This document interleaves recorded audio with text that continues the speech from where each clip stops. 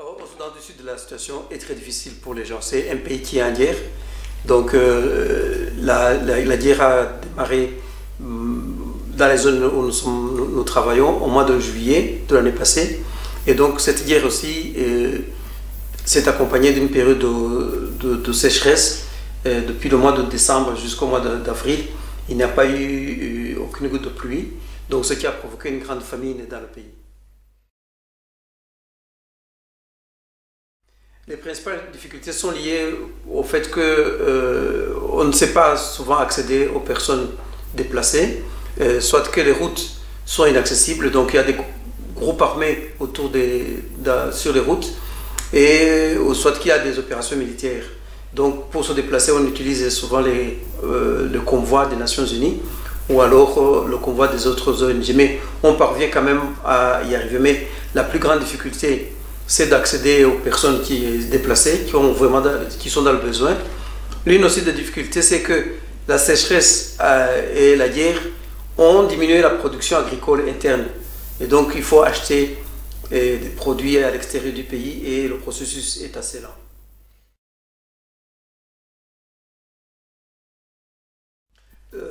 Quant à ce Luxembourg, donc, nous avons un projet principal qui est l'aide humanitaire, donc la distribution de nourriture aux personnes et la construction d'abris. Et parallèlement à cela, nous avons une activité de nutrition pour les enfants mal nourris. Et donc, pour ces enfants-là aussi, il y a la production de farine pour la fabrication d'aliments ou de bouillie. Nous avons parallèlement à ça des projets agricoles et chaque projet a une composante nutrition.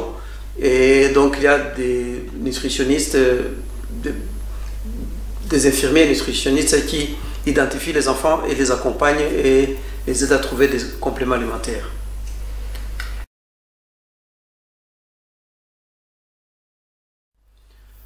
Je dirais que la population a besoin de paix dans ce moment, donc si la paix est arrivée, je pense que beaucoup de choses seront résolues. Mais pour le moment, la population a besoin vraiment d'aide alimentaire.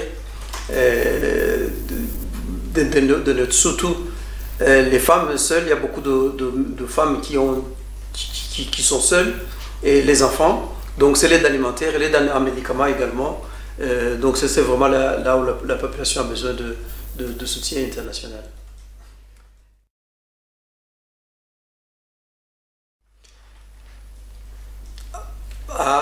On ne sait pas dire exactement, mais vu les circonstances et ce qui se passe, on n'est pas optimiste. Déjà, la population a raté la saison agricole, donc ils n'ont pas pu cultiver.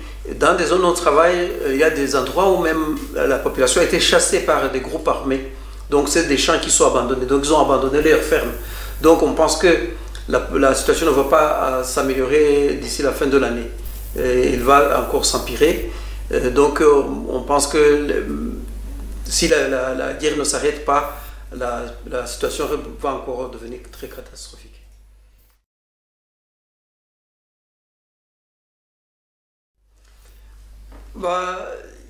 On pourrait comparer avec la crise qui a eu lieu en Éthiopie, mais depuis c'est vraiment la crise la plus grave qu'on a déjà. C'est un pays qui n'est pas très peuplé, donc c'est 11 millions d'habitants. Et donc déjà 5 millions d'habitants, la moitié de la population est en état d'urgence. Il y a à peu près 4 millions de personnes qui sont déplacées, qui sont réfugiées. Donc on va dire ici que à peu près 35% de la population est déplacée. Donc c'est quand même une situation qui touche non pas une seule région, mais pratiquement toutes les régions du pays. Donc c'est là où la situation devient catastrophique. Et donc c'est déjà un pays qui sortait d'une grande guerre. Et donc les gens n'avaient pas eu le temps de se stabiliser. Donc ils n'ont pas d'autres revenus, ils n'ont pas d'autres mécanismes de survie que l'aide. Donc c'est quand même une situation assez particulière. Et par rapport aux pays africains que je connais ou dans d'autres pays, c'est la première fois que je vois une situation aussi catastrophique.